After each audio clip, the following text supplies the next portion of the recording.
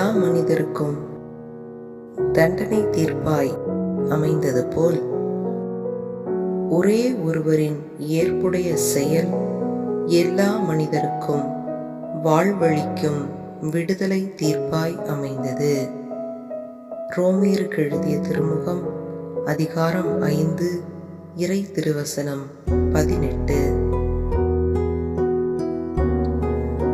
ஒருவரின் குற்றம் எல்லா மனிதருக்கும் தண்டனை தீர்ப்பாய் அமைந்தது போல் ஒரே ஒருவரின் ஏற்புடைய செயல் எல்லா மனிதருக்கும் வாழ்வளிக்கும் விடுதலை தீர்ப்பாய் அமைந்தது. ரோமேயருக்கு எழுதிய திருமுகம் அதிகாரம் 5 இறை திருவசனம் 18.